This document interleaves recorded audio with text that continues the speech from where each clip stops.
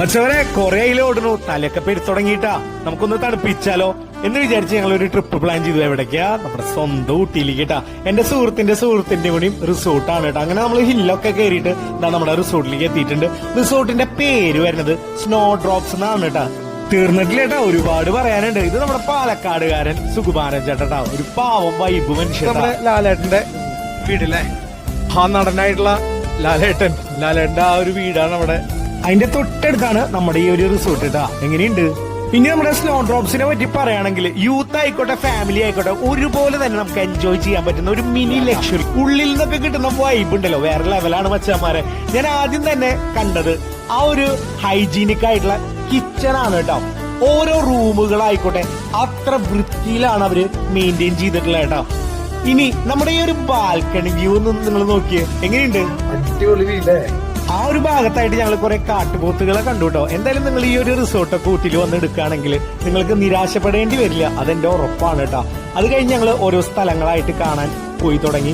Rose garden, Karnataka garden, അങ്ങനെയുള്ള ഒരുപാട് സ്ഥലങ്ങൾ കേട്ടോ. ഇതൊക്കെ കണ്ടപ്പോ എന്താ പറയാ, ആർമാദിക്കായിരുന്നു, തകർക്കായിരുന്നു. പിന്നെ ഞങ്ങളെ ചെറിയൊരു പട്ടിഷോയൊക്കെ ഉണ്ടായിരുന്നു കേട്ടോ. അത് കഴിഞ്ഞ് ഞങ്ങള് രാത്രി വന്ന് ഭക്ഷണമൊക്കെ കഴിച്ചു. പിന്നെ രാവിലെ നമ്മുടെ സുകുമാരയുടെ ഫുഡായിട്ട് വന്നിട്ടുണ്ട്. സുകുമാരയുടെ ഇഡ്ഡലിയിലെ സുകുമാരയുടെ ഇന്നലത്തെ ചപ്പാത്തിയും ഗ്രീൻ പീസ് കറിയും ആ ചിക്കൻ റോസ്റ്റും അടിപൊളിയായിരുന്നു കേട്ടാ. രാവിലെ നമുക്ക് ഇഡലി, സാമ്പാർ, ചമ്മന്തി, ചപ്പാത്തി, ചായ. ഓക്കെ, അടിപൊളി ഇഡ്ഡലി അല്ലേ. കഴിഞ്ഞിട്ട് പിന്നെ ഞങ്ങൾ അവിടുന്ന് ലൈക്കിലേക്കാണ് കേട്ടോ പോയത്. ഹുബലി പ്രഭാസ് ഇരിക്കണോണ്ടാണ് അച്ഛന്റെ ഇരിപ്പിട്ട. അമ്മ അതു ദിവ്യൊക്കെ ഹായ് പറയുന്നുണ്ട്. ഉള്ളില് പടച്ചോനെ കാത്തോളി എന്ന് പറഞ്ഞിട്ട് ഇരിക്കണേ. ലൈക്കിനെ പറ്റി പറഞ്ഞപ്പോഴാണ് നമുക്ക് പേടിയായത് കേട്ടാ. ഈ ഒരു ആഴെന്ന് പറഞ്ഞു കഴിഞ്ഞാൽ 40 അടി ആഴാണ് കേട്ടാ. എങ്ങനെയുണ്ട്? പിന്നെ അവിടുത്തെ ആ ഒരു വൈബൊക്കെ വേറെ ലെവലാണ് കേട്ടാ.